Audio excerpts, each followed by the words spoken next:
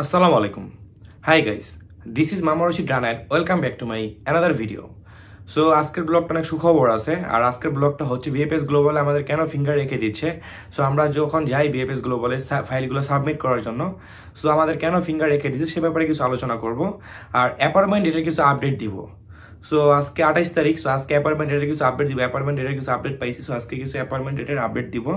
আর যাদের যেরকম নুলস্তা ভুল আসছে, যেরকম ধরেন নাম বা জন্ম তারিখ বা ধরেন জেন্ডার, মেলের জায়গায় ফিমেল, ধরেন এরকম যাদের নুলস্তা ভুল আসছে, সো তাদের করণীয়টা কি, সো সে ব্যাপারে কিছু আলোচনা করবো। আর এখানে আমি একটা স্ক্রিনশট দিয়ে দিব, দেখেন। সো এখানে আমার এক ভাই আর কি এরকম কমেন্ট করছে, ভাই নুলস্তা নাম ভুল আসছে, সো এখানে করণীয়টা কি, সো সে ব্যাপারে কিছু আলোচনা করবো। আর কোথায় কি বাড়ানো হবে। সো আমি কিন্তু আপনাদের এর আগে বলছিলাম যে প্রায় 20 থেকে 30,000 সামথিং কোঠা বাড়ানো হবে, বাট কোথায় কি আদৌ বাড়ানো হবে সে ব্যাপারে কিছু আলোচনা করব। সো প্রথমত বলে রাখি, যদি আমার ভিডিওটা আপনার কাছে ভালো লেগে থাকে অবশ্যই আমার চ্যানেলটা লাইক, কমেন্ট আর সাবস্ক্রাইব করে পাশে থাকবেন। আর পাশে থাকা নোটিফিকেশন বেলটা অবশ্যই বাজিয়ে দিবেন। আর সবার কাছে রিকোয়েস্ট হলো একটা, যারা আমার ভিডিওটা দেখতেছেন বাট এখনো সাবস্ক্রাইব করেন নাই, তাদের কাছে রিকোয়েস্ট হলো অবশ্যই চ্যানেলটা সাবস্ক্রাইব করে আমার পাশেই থাকবেন। সো প্রথমত আলোচনা করি যে ভিএফএস গ্লোবাল আমাদের কেন ফিঙ্গার রেখে দিচ্ছে। সো অনেকেরই, ধরেন সবার না, বাট অনেকেরই যখন আমরা ভিএফএস গ্লোবালে ফাইলগুলো সাবমিট করতে যাই তখন বেশিরভাগ মানুষেরই আর কি ফিঙ্গারগুলো রেখে দিচ্ছে। সো আমারও এই নিয়ে আজকে 2-3টা ফোন আসছে, সো তারাও একই কথাই বললো যে ভাই কেন ফিঙ্গারটা রাখছে। সো দেখেন, এইসব ফিঙ্গার রাখার মেন টপিক্সটাই হচ্ছে যাদের নুলস্তার মেয়াদ বা ভিসার মেয়াদ যেটা বলেন আর কি 3 মাস থাকে, যাদের নুলস্তার বেশিরভাগ নুলস্তার মেয়াদগুলো 3 মাস থাকে, সো তাদের সেখানে ফিঙ্গার রেখে দিচ্ছে। সো সেখানে তাদের অনেক কিছু ফাইল সাবমিট করতে হয়, ধরেন মালিকের যতগুলো ডকুমেন্টস সবগুলো ডকুমেন্টস করতে হয়, টিকিট সামথিং এরকম টিকিট নাম্বার বা অনেক কিছু এরকম ভ্যারাইটিগুলো তাদের এখানে অ্যাড করতে হয়। যখন তারা এই 3 মাস নুলস্তারগুলো, যখন তারা এইসব প্রপারভাবে সব ডকুমেন্টসগুলো যদি এখানে অ্যাড করতে না পারে, দেন তখনই তাদের ফিঙ্গার রেখে দিচ্ছে। আর সেই জিনিসটা ভিআইপিতে না, তখন তো সেটা নর্মালে তারা ট্রান্সফার করতেছে। যখন আপনার ফাইলগুলো সবগুলো কিছু ফাইল ল্যাকিংস থাকবে, আর ভিসার মেয়াদ যখন আপনার নুলস্তার মেয়াদ যখন 3 মাসের জায়গায় 2 মাস থাকবে, 6 মাসের জায়গায় যখন 3 মাস থাকবে বা 9 মাসের জায়গায় যখন 3 মাস থাকবে, তখন তারা ফিঙ্গার রেখে দিচ্ছে। সো ফিঙ্গার রেখে দেওয়ার পর বেশ কিছুদিন পর বা 2 থেকে 3 দিন পর 4 দিন পর এরকম সামথিং, সো ওই ফাইলগুলো যদি কিছু ল্যাকিংস থাকে বা কিছু ফাইলগুলো যদি কম থাকে, সো তখন আপনাকে বলতেছে your file already ready for collection, এরকম একটা কিছু মেসেজ আসতেছে। অন্তত এইসব কারণের জন্য আসতে, যাদের নুলস্তার মেয়াদ 3 মাস তাদেরই বেসিক্যালি ফিঙ্গারগুলো রেখে দিচ্ছে আর কি। সো আশা করি এই কথাগুলো আপনাদের ক্লিয়ার হয়ে গেছে। সো একটা প্রথমত সুখবর যেটা দিচ্ছি, সো আমি কিন্তু 24 বা 25 তারিখে সামথিং একটা ব্লগ করছিলাম, সেখানে কিন্তু আমি বলছিলাম যে 28 তারিখে ভিএফএস গ্লোবাল ওপেন হবে। বাট অ্যাকচুয়ালি আমি কিন্তু কোনো আপডেট দেখি নাই, আপডেটটা কিন্তু 27 তারিখ আসছে। সো আপডেটটা আমি এখানে দিয়ে দিচ্ছি, আপনারা দেখে নেন। সো এখানে আপডেটটা আমি দিয়ে দিলাম। এখানে সকাল 10টার থেকে আর কি 2টা পর্যন্ত ভিএফএস গ্লোবাল চলমান থাকবে। সো কিন্তু আমি আপডেটটা কিন্তু দেখি নাই। তারপরেও আমি আপনাদের 24 তারিখে কিন্তু ব্লগটার মধ্যে বলছিলাম যে 28 তারিখে ভিএফএস গ্লোবাল ওপেন হয়ে যাবে।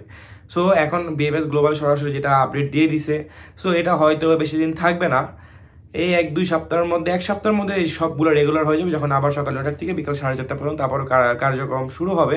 বাট এই কয়েক ঘন্টার মধ্যে, যখন 9-10টার থেকে 2টা পর্যন্ত যখন ভিএফএস এখন পর্যন্ত চলমান আছে, মানে আজকে রবিবার, আজকের থেকে প্রায় 10টার থেকে দুপুর 2টা পর্যন্ত ভিএফএস গ্লোবাল চলমান থাকবে। সেখানে আপনার ফাইল জমা নিবে, সেখানে আপনার পাসপোর্টগুলা মানে ভিসা কালেকশন তারা দিবে। সো ইনশাল্লাহ আমি কালকে 5:30টার দিকে হয়তো একটা ব্লগে আবার লাইভে চলে আসবো, 5:30টার দিকে লাইভে চলে আসবো। সো তখন ভিএফএস গ্লোবালের যে কি অবস্থা আসলে বিষয় এখানে আমি লাইভে আলোচনা করব।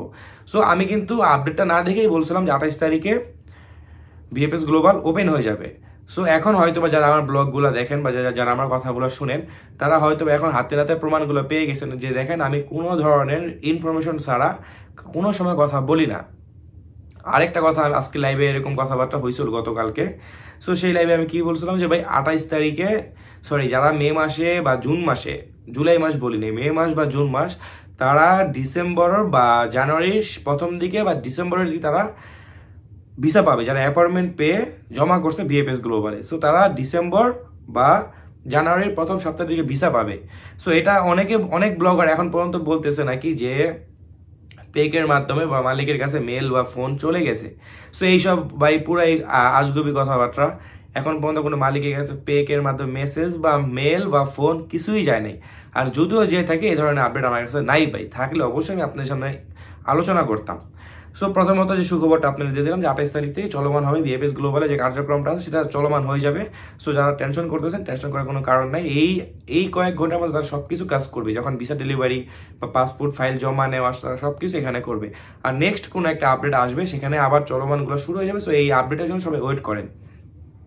আর অ্যাপয়েন্টমেন্ট ডেটের আপডেট যারা অনেকেই এই পর্যন্ত এতক্ষণ ধরে যে ওয়েট করেছিলেন যে অ্যাপয়েন্টমেন্ট ডেটের আপডেট, ভাই 28 তারিখে বেশ কিছু অ্যাপয়েন্টমেন্ট ডেটের আমি আপডেট পাইছি। যেরকম ধরেন 17 এপ্রিলে যারা মেল করছে, 18 এপ্রিল, 22 এপ্রিল, লাস্ট আমি আপডেট যেটা পাইছি অ্যাপয়েন্টমেন্টের 25 এপ্রিল সামথিং এরকম আমার ফোনে আর কি হোয়াটসঅ্যাপে নক করে আমার তারা ফোন দিয়ে বলছে যে ভাই কিছুক্ষণ আগে যে অ্যাপয়েন্টমেন্টের যে আমাদের আসছে। সো এই যেগুলো আমি আপনাদের আপডেটগুলো দিলাম অ্যাপয়েন্টমেন্টের ঠিক 28 তারিখের আর 27 তারিখের একদম লাস্ট সময় যেরকম 5টা 5:30টার দিকে কিছু আপডেট, আর 28 তারিখের এই গোটা আপডেট আজকে অ্যাপয়েন্টমেন্ট ডেটে যেগুলো আপডেট পাইছি সেগুলো আজকে আমি আপনার সামনে আলোচনা করলাম।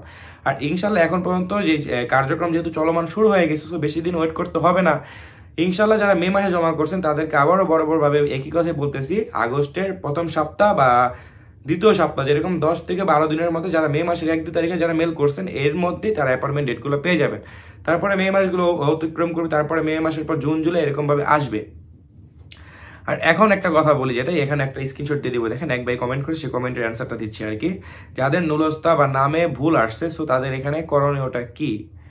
দেখেন ভাই, ধরেন আপনার নুলস্তা হয়তো বা নামে বা ডেট অফ বার্থ বা ধরেন জেন্ডার যেরকম ফিমেল মেল এরকম ভুল আসতেই পারে।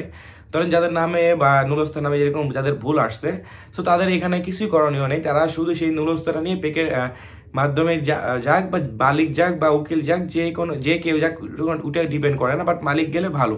পেপুত্তরা যাওয়ার পর তখন তারা এইসব ফাইলগুলো সাবমিট করলে তখন তারা 1 দিন বা 2 দিনের মধ্যে সেই জিনিসগুলো ক্লিয়ার করে দেয়। সো এখানে একটা ফাইলে ভুল আসছে, সো এখানে মালিক দৌড়াদৌড়ি একটু কমই করে, উকিলের মাধ্যমে দৌড়াদৌড়িটা করায়। সো বেশিরভাগ সময় যদি আপনার 10 থেকে 15 দিনের মধ্যে আপনার নামগুলো তারা ভুল যেগুলো আছে সেগুলো সমাধান করে দিবে। তারপর আপনি ওগুলো এম্বাসিতে ফেস করেন, কোনো প্রবলেম হবে না।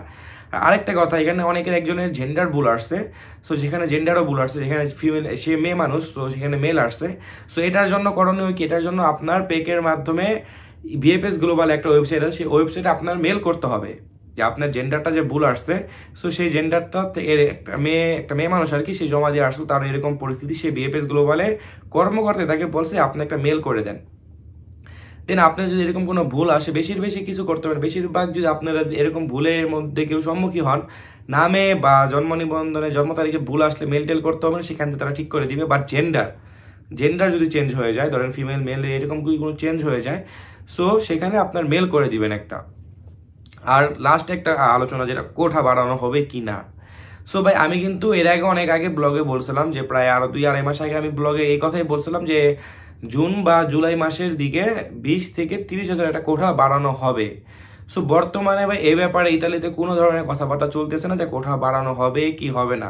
বাট এই সপ্তাহের মধ্যে যদি কোঠা বাড়ানো না হয় আর কি, ধরেন আগস্ট মাসের প্রথম 1 সপ্তাহের মধ্যে, আগস্ট মাসের 5-6 তারিখের মধ্যে যদি কোঠা তারা না বাড়ায়, সো আগস্ট মাসের তারা বাড়াবে না। হয়তো বা এই কোঠা বাড়বে, ভবিষ্যতে কি বাড়বে না, সো আদৌ এটার কোনো মানে উদিশ পাচ্ছি না। আর একটা সানাত এরিয়ার কিছু আপডেট দেওয়ার কথা ছিল, সানাত এরিয়াও তারা আবার দিবে, সো সানাত এরিয়াও তারা এখন দিচ্ছে না। সো হয়তো আগস্ট মাসটা কিছুদিন ওয়েট করেন, সো আগস্ট মাসের পর সেপ্টেম্বরের দিকে হয়তো বা কোঠা বাড়াতেও পারে, না বাড়াতে পারে, বাট সানাত এরিয়া দিতেও পারে, না দিতে পারে। সো এখন এই ব্যাপারে কোনো ধরনের আপডেট বর্তমানে আসতেছে না।